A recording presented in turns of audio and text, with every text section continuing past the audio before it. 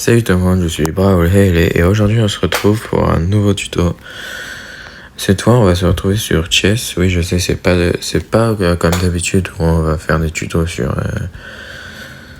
le jeu vidéo, mais là contrairement à ce que vous pouvez penser, je suis plutôt bon aux échecs et je suis même dans un club. Aujourd'hui on va apprendre différents types d'ouverture avec E4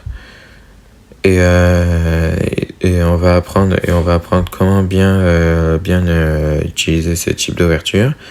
Et on est parti. Alors déjà, E4 c'est une ouverture. E4 on peut rivaliser avec soit une française, ça donnera une ouverture semi-fermée, soit avec le classique E5. E5 ça peut mener à par exemple un 4 cavaliers, comme ceci. Ou sinon la position elle va être plutôt symétrique jusqu'aux 5 coups suivants.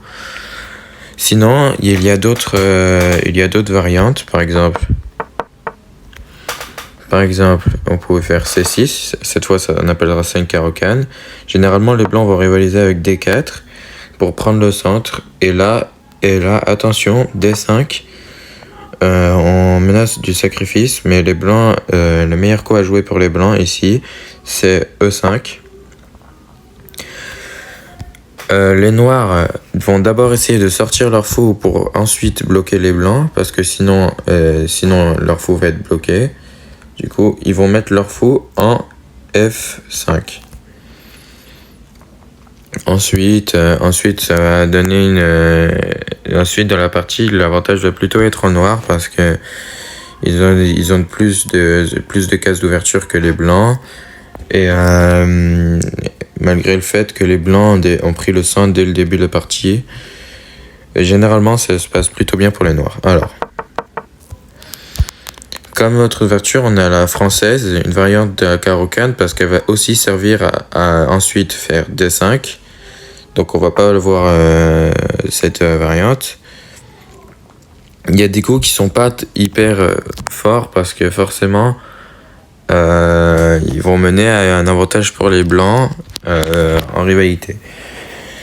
Alors aussi la partie classique qu'on peut mener, c'est ici cavalier F3, cavalier C6, fou C4 ici, et là on va mettre en parallèle le fou C5.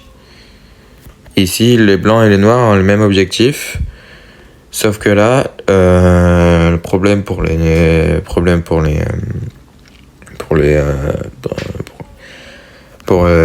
noirs, c'est que en faisant un coup très utile qui est cavalier G5, non pas cavalier G5,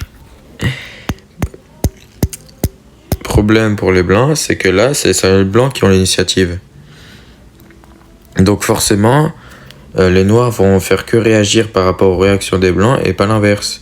Par exemple, ensuite cavalier D3, pion D3 je veux dire, désolé, pion D3, et là forcément les blancs vont se retrouver à faire la même chose, et ça va souvent donner des parties symétriques.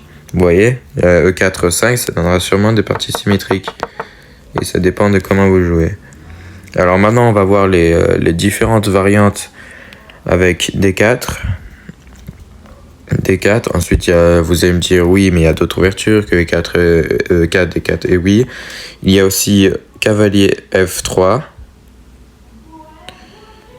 qui va directement bloquer la case E5, qui va forcer les blancs à jouer D5 ou alors à faire un symétrie, mais moi personnellement je jouerai D5. Ensuite, pour prendre un contrôle de ces deux cases, on jouera pion E3. Ensuite, les noirs, pour protéger le pion D5, joueront cavalier F6. Et les blancs joueront C4 parce qu'il est couvert par le fou, et en même temps